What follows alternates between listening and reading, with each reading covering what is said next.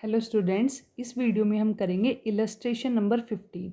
इसमें कुछ ट्रांजेक्शन्स दी हुई है जो रिलेटेड है फिक्स्ड एसेट से। ठीक है, हमें जर्नल बनाना है किसकी बुक्स में, गोपाल की में। तो मैं यहाँ लिखूँगी जर्नल ऑफ गोपाल।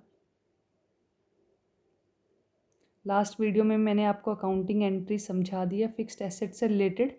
अगर आपने वो वीडियो नहीं देखी है तो प्लीज़ एक बार आप उसे देखना, फिर ये क्वेश्चन करना। अब देखो, पहली ट्रांजैक्शन है May 1 को, purchased building and issued cheque. हमने एक बिल्डिंग परचेज की और पेमेंट के लिए हमने एक चेक इशू कर दिया। मतलब मैंने एक फ़िक्स्ड एसेट परचेज किया और उस फिक्स्ड एसेट का नाम है बिल्डिंग। तो मैं यहाँ पे लिखूँगी बिल्डिंग अकाउंट डेबिटेड।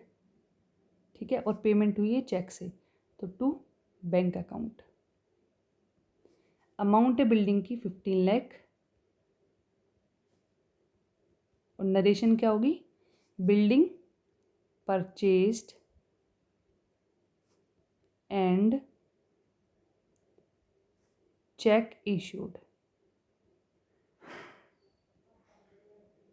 ठीक है, इसी तरह ये हुई हमारी May 1 को। अब आ जाते हैं हम May 10 पे। May 10 को ट्रांजेक्शन होती है purchased machinery from Ramson Chandigarh on credit. हम रैमसन से एक मशीनरी परचेज करते हैं क्रेडिट पे। ठीक है, तो हमारे फिक्स्ड एसेट का नाम क्या है, मशीनरी। तो यहाँ पे मैं मशीनरी अकाउंट को डेबिट करूँगी। ठीक है, और हमारे सप्लायर का नाम है रैमसन, तो मैं सप्लायर के नाम को क्रेडिट करूँगी। गिवर कौन है, रैमसन, तो Ramson account is credited. Amount आएगी अमाउंट है हमारी 2 लाख रुपीज़। और यहाँ पे इसकी नरेशन होगी machinery purchased on credit from Ramson. ठीक है, अब आते हैं हम अपनी थर्ड ट्रांजेक्शन पे जो May 15 को हुई है। Boat furniture from Hind traders Delhi for cash. हमने हिंद ट्रेडर्स दिल्ली से कैश में कुछ फर्नीचर परचेज किया है। ठीक है, तो यहाँ पे डेट लिखेंगे May 15। हमारे एसेट का नाम है फर्नीचर, तो मैं यहाँ पे लिखूँगी फर्नीचर अकाउंट डेबिटेड। कैश में परचेज किया है तो टू कैश अकाउंट। ठीक है, कैश को क्रेडिट क्यों किया, क्योंकि क्रेडिट व्हाट गोज आउट। ठीक है, अमाउंट है 10,000 रुपीज़। नरेशन होगी फर्नीचर परचेज्ड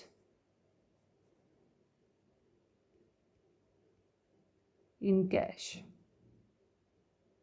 ठीक है, अब आते हैं नेक्स्ट ट्रांजेक्शन पे। May 20 को जो है boat computers from HP limited Noida and amount paid by internet transfer. ठीक है, internet transfer means bank account. हमने कंप्यूटर परचेज किए हैं और पेमेंट करी है बाय बैंक। तो मैं यहाँ लिखूँगी पहले डेट May 20। कंप्यूटर मेरा एक फिक्स्ड एसेट है और तो मैं इसको डेबिट करूँगी, computers account debited to bank account. Amount आएगी 50,000 रुपीज़। नरेशन होगी कंप्यूटर परचेज्ड। ठीक है, नेक्स्ट ट्रांजेक्शन पे आते हैं। May 21 paid in cash for installation of machinery. ठीक है, मशीनरी की इंस्टॉलेशन के लिए मैंने May 21 को 2500 रुपीज़ पे किए। अभी मैंने आपको बताया था अगर इंस्टॉलेशन का कोई भी एक्सपेंस होता है तो वो उससे रिलेटेड एसेट में ही ट्रांसफ़र होगा। जैसे मशीनरी हमारा एसेट है, वो हमने परचेज़ किया है, अब उसकी इंस्टॉलेशन का जो भी खर्चा होगा उसके लिए हम मशीनरी अकाउंट को ही डेबिट करेंगे। ठीक है, तो यहाँ पे सेम करेंगे May 21 machinery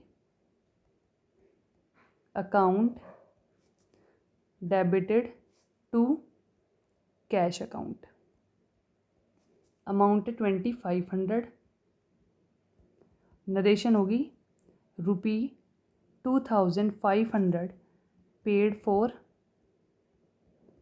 installation of machinery.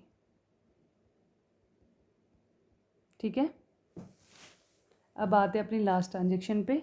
May 25 bricks cement etcetera. ठीक है, ये क्या है, कंस्ट्रक्शन के लिए रॉ मटेरियल है। ₹1,50,000 and timber ₹2,00,000 purchase for the renovation of building. ठीक है, payment was made by cheque. ठीक है, तो रेनोवेशन के लिए हमने जितना भी ये मटेरियल परचेज किया है इसे हम बिल्डिंग की कॉस्ट में ही ऐड करेंगे। तो मैं यहाँ लिखूँगी May 25 building account debited to bank account.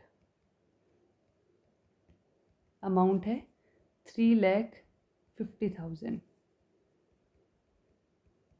ठीक है, और इसकी नरेशन हो जाएगी bricks cement etcetera for ₹1,50,000 and timber for ₹2,00,000 purchased for the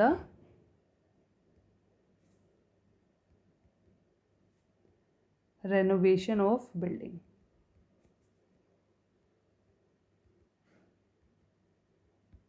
ठीक है, तो आई होप आपको ये वाला टॉपिक समझ आया होगा।